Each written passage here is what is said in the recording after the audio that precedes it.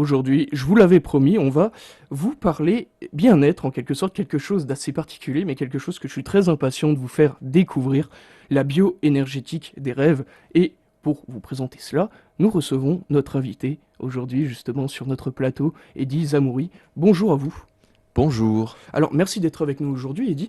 Alors, je vous propose de commencer simplement par nous parler de vous, de votre parcours finalement, qui êtes-vous et après, voilà, la bioénergétique des rêves, on va y venir, mais je pense que les auditeurs vont rapidement comprendre un peu de quoi on va parler. Merci de m'avoir invité. Donc, je m'appelle Eddy Zamouri, j'ai 35 ans.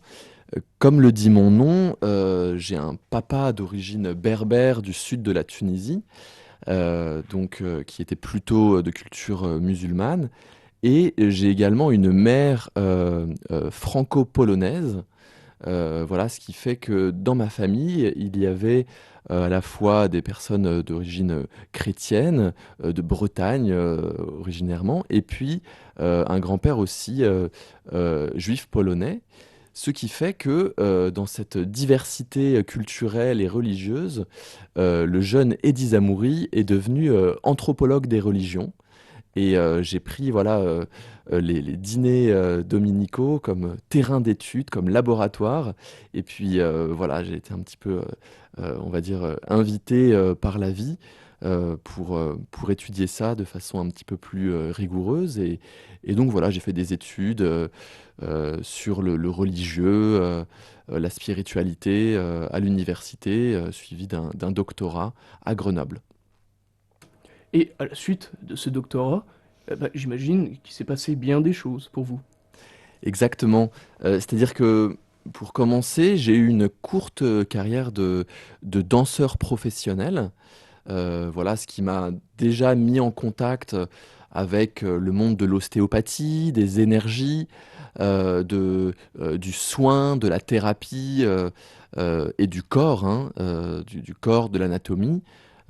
Et puis, au contact de cet ostéopathe qui est devenu un ami, je me suis intéressé voilà, au processus de guérison, au processus de rémission, et j'ai voulu comprendre un petit peu la santé sous toutes ses formes, qu'elle soit physique, énergétique, émotionnelle, mentale, ou pourquoi pas d'un point de vue un petit peu plus spirituel, tout en incluant bien sûr les aspects plus familiaux, ancestraux, identitaires en fait. D'accord. Donc, en quelque sorte, euh, les circonstances ont fait que vous vous êtes tourné vers le bien-être, le mieux-être Mm, même. Et du coup, on en arrive quelque part à cette notion de bioénergétique. mm. Qu'est-ce que c'est la bioénergétique? Alors, moi, la première fois que j'ai entendu parler de bioénergie, c'était par ma compagne.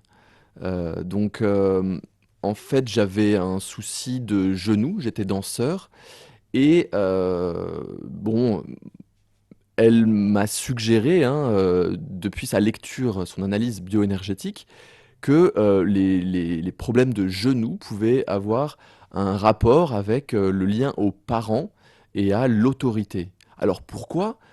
Parce que un genou, sa fonction est de servir à plier, à se plier à l'autorité, à prêter allégeance, hein. Dans la chevalerie, on met le genou à terre, devant le roi, on prête allégeance, on se plie à une autorité qui est, supérieure à la nôtre. Et donc, par extension, hein, cette fonction de se plier à, de mettre le genou à terre, devient comme un symbole de notre rapport à l'autorité, qui passe en premier lieu par les parents, mais qui ensuite peut être réactualisé par un patron, par même un rapport autoritaire au sein du couple, dans la famille ou avec un ami, etc. Donc voilà comment j'ai entendu parler pour la première fois de la bioénergie.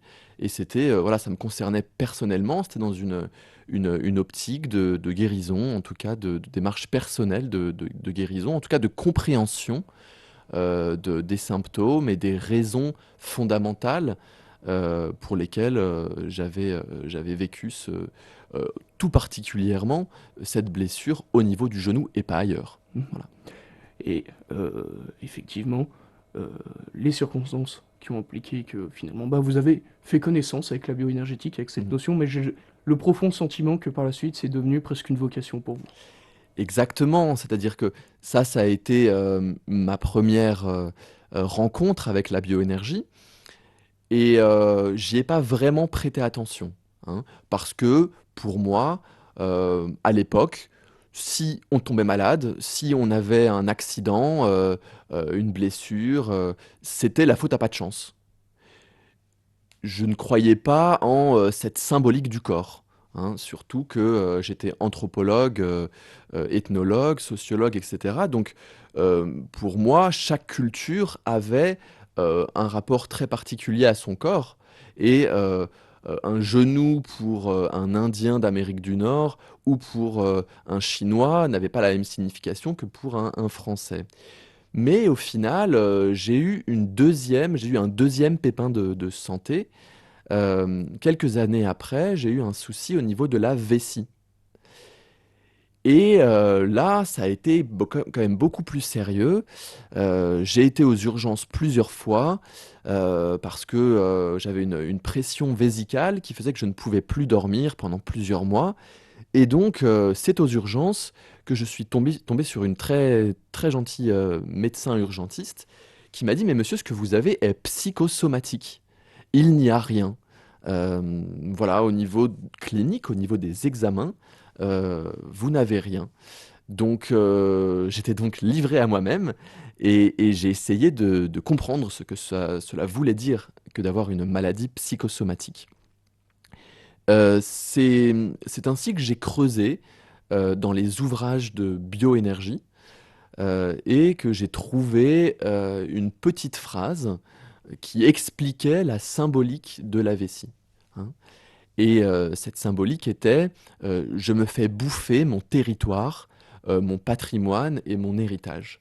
Alors, on comprend bien, encore une fois, hein, d'un point de vue éthologique, du point de vue du comportement des animaux, que la vessie peut servir à marquer son territoire. Et en tant qu'humains, nous sommes hein, ce qu'on appelle des animaux spirituels, donc nous avons aussi une part d'animalité, hein.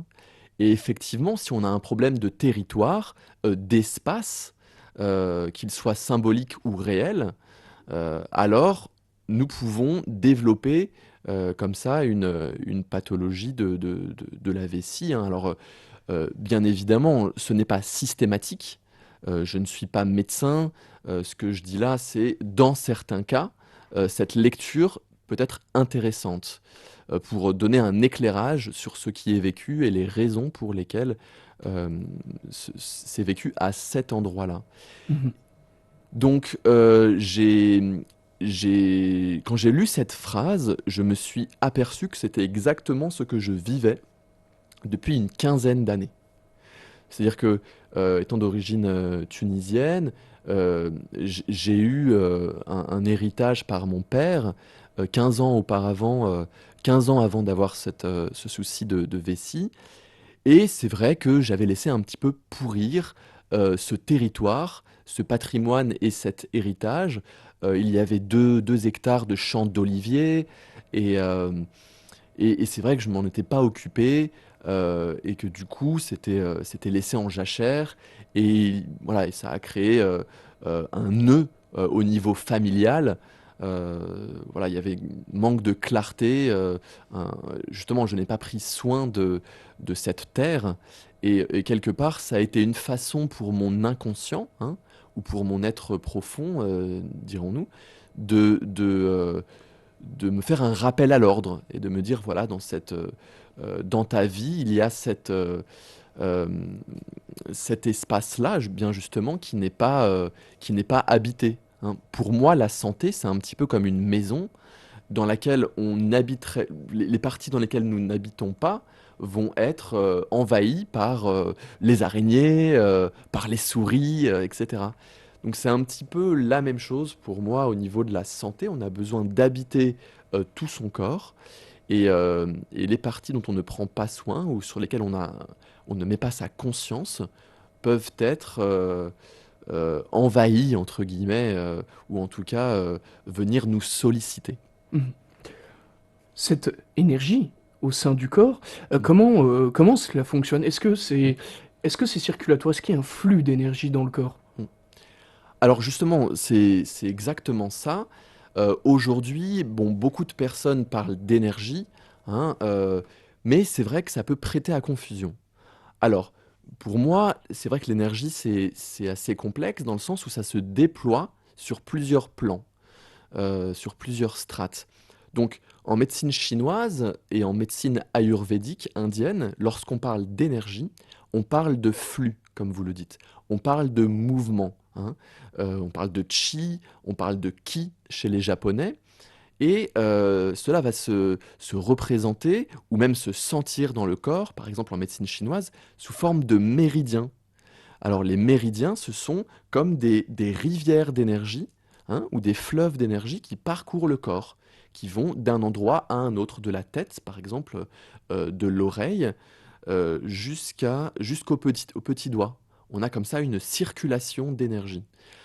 Alors, pour les Chinois, hein, c'est une vision cosmopoétique du corps, hein. On voit le corps comme un paysage, avec ces endroits où il y a plutôt le feu de la digestion, hein, au niveau de l'estomac, par exemple, l'eau de la vessie, où on va avoir l'air des poumons, hein. On a une vision comme ça cosmopoétique, la terre plus bas, hein, au niveau des excréments, etc. Donc on a une vision par les quatre éléments, hein, les quatre éléments de l'énergie. Et l'énergie résulte de l'équilibre entre ces quatre éléments. L'énergie, pour les Grecs anciens, hein, ça existait, ça s'appelait l'éther. Donc c'est aussi proche de nous, hein, de façon occidentale. Et c'est vraiment voilà, la quintessence, entre guillemets. C'est donc comme un trésor qui nous garde en bonne santé et qu'on obtient quand on est capable de faire l'équilibre entre les quatre éléments dont tout est constitué. Alors pour les Indiens, notamment dans la médecine ayurvédique, on parle plutôt de chakras. Ce sont des centres énergétiques, hein, qui parfois correspondent aussi au plexus ostéopathique, hein. Ce sont des complexus nerveux et sanguins, des endroits où les nerfs euh, viennent se ramifier. Euh, et aussi certaines glandes, hein, comme l'hypothalamus, le thalamus, l'hypophyse, l'épiphyse, la thyroïde, euh, mais aussi le thymus, etc. Donc parfois, on a des liens entre ces centres d'énergie et puis la médecine occidentale également. Donc les ostéopathes se sont bien aperçus de ça. Alors, dans la médecine ayurvédique indienne, on parle de centre d'énergie, on parle de chakra, ça signifie roue. C'est un centre qui est censé tourner, hein. Et parfois, ils emploient également la métaphore du lotus, de la fleur de lotus, pour parler de ce centre d'énergie. Alors, ce qui est intéressant avec les chakras, c'est que on s'approprie beaucoup plus facilement ces symboles-là, hein. Mhm. Par exemple, au niveau du premier centre d'énergie, au niveau du périnée, c'est-à-dire sous le bassin, entre, on va dire, les parties génitales et l'anus, on a un centre qui descend entre les jambes, et celui-là, c'est le premier centre, il est lié, on va dire, au corps, à, au fait d'accepter la matière, c'est le rapport à la mer, le rapport à nos racines, hein. Si nous étions un arbre, nos jambes seraient nos racines, c'est donc notre façon d'être sur Terre, d'avoir les pieds sur Terre en quelque sorte. Ensuite, on a un deuxième centre au niveau des organes génitaux, bien justement, qui là va plus être en lien avec le plaisir, la sexualité, etc. On a un troisième centre au niveau du nombril, avec la vessie juste derrière, qui va régir notre rapport à l'espace, au territoire. Plus haut, au niveau du cœur, on va être plutôt sur l'affectif, hein, donner de l'amour et en recevoir. Au niveau de la gorge, c'est la sphère de l'expression, donc c'est là où on s'exprime. On exprime notre être profond, mais aussi là où on s'écoute. Et puis plus haut, entre les yeux, hein, là où on fronce les sourcils quand on réfléchit, c'est le centre de la compréhension intellectuelle des choses, mais aussi de l'intuition. Et puis plus haut, au sommet du crâne, eh bien, on est plutôt en lien avec, on va dire, le ciel, hein, puisqu'on est des humains entre terre et ciel. Et donc, ça va être un centre d'énergie plutôt lié euh, à la fois au Père et à la fois au ciel, donc à l'avenir, au futur, à la destinée, la mission de vie. Euh, voilà en quelque sorte ce que sont ces centres d'énergie. Alors, merci à vous pour ces explications. Maintenant, eh bien, parlons du process tout simplement, parce que j'imagine que la première étape, avant tout, c'est justement de pouvoir identifier, de lire cette énergie et d'identifier d'éventuels problèmes. Et ça, ben, comment fait-on? Alors, je suis bioénergéticien, c'est-à-dire que suite à cette découverte dans ces ouvrages, j'ai décidé de me former en Suisse pendant 4 années. Et donc, je fais aujourd'hui des bilans bioénergétiques. Alors, le processus est un processus assez intéressant car il est très équilibré. On mesure de façon extrêmement précise, parfois au demi-centimètre près ou au hertz près, des paramètres autour du corps. En fait, nous avons un corps physique, mais qui émane des énergies et qu'on peut mesurer, sentir avec les mains. Voilà, donc c'est ce que je fais lors d'un bilan bioénergétique. C'est très exhaustif, ça dure 2 heures et demie. Et pour faire simple, je passe ma main à 2-3 centimètres du corps, hein, très près, comme ça, en frôlant, et je sens diverses qualités d'énergie. Des inflammations plutôt chaudes, des fuites hein, plutôt piquantes et froides, ou alors des amas, hein, on va dire des énergies qui sont agglutinées et qui comme ça débordent un petit peu du corps. Et en fonction de ce ressenti, je dessine tout sur une feuille avec le corps de la personne qui est représentée. Et au regard de l'endroit où se trouvent ces zones plutôt chaudes, froides et piquantes, ou ces amas, je peux en déduire une analyse, une proposition d'interprétation, hein, des hypothèses sur ce qui est vécu. Et faire le lien entre le vécu hein, et ce qui est cristallisé dans le corps. C'est ce qu'on appelle les mémoires du corps, hein, mais aussi les émotions qui seraient jugés peuvent venir se loger dans un organe, une articulation, euh, un, un ligament, un muscle. Voilà, donc c'est ce qu'on appelle, par exemple, dans diverses traditions, on va mettre la tristesse au niveau des poumons, parce que c'est la première fois qu'un bébé respire, il va, il va sortir du liquide amniotique et ça va être douloureux d'ingérer cet air. Et donc il va pleurer. La tristesse sera donc associée aux poumons.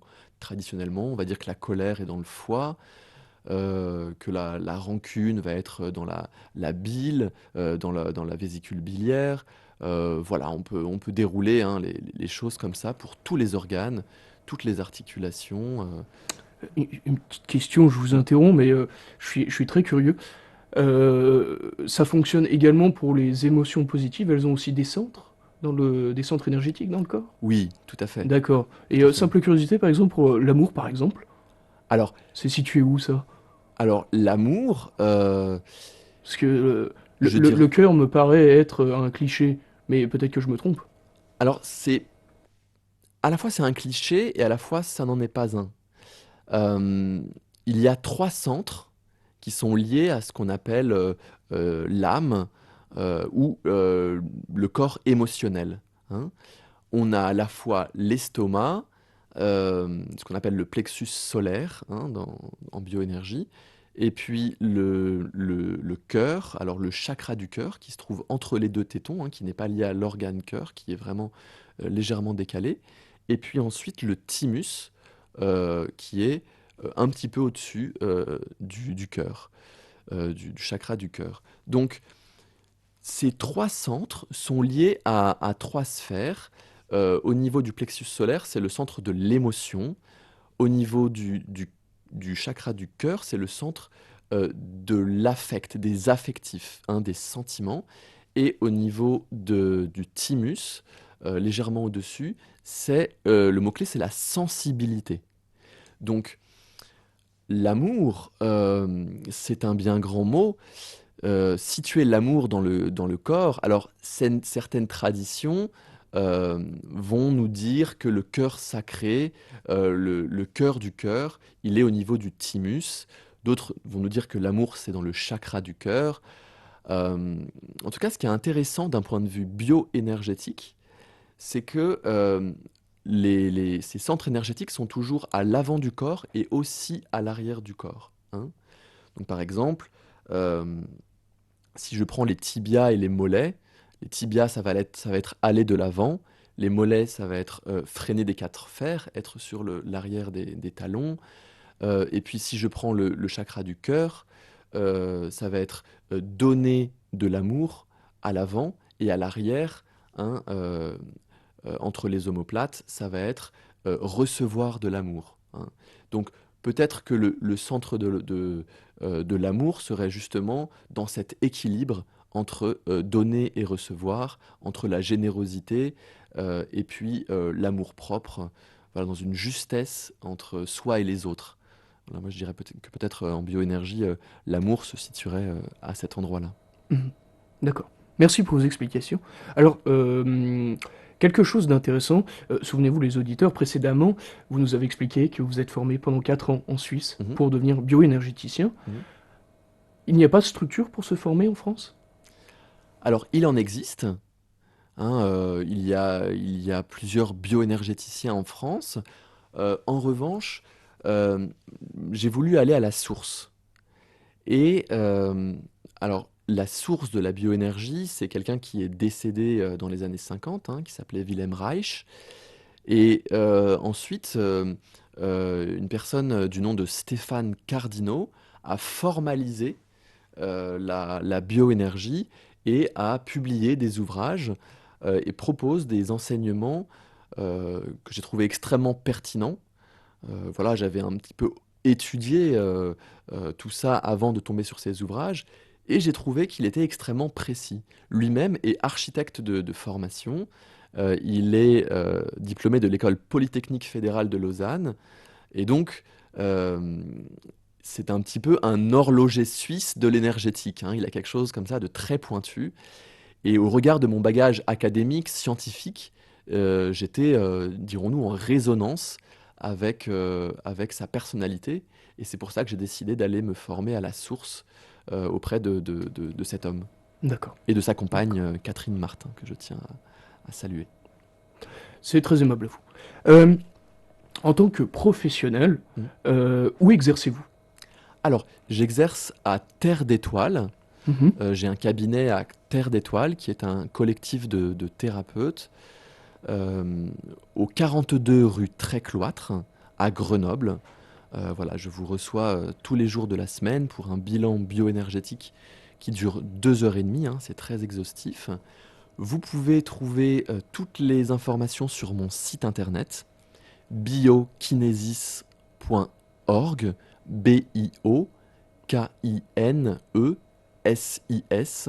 biokinesis.org. Voilà, toutes les informations sont sur mon site internet biokinesis.org. N'hésitez pas à me contacter par téléphone ou par mail, et je me ferai un plaisir de répondre à vos questions. Voilà, n'hésitez pas, les auditeurs surtout. Voilà, il y a pas de grande difficulté. J'espère que vous avez bien ouvert les oreilles, hein. Voilà. Merci, merci beaucoup, Eddie Zamouri, de nous avoir accordé du temps pour parler bioénergétique, ni plus ni Mhm. moins. Ça a été riche en enseignements et en découvertes pour moi comme pour les auditeurs, donc merci à vous. Merci de m'avoir invité. Ça a été un plaisir et du coup je vous souhaite une très bonne continuation.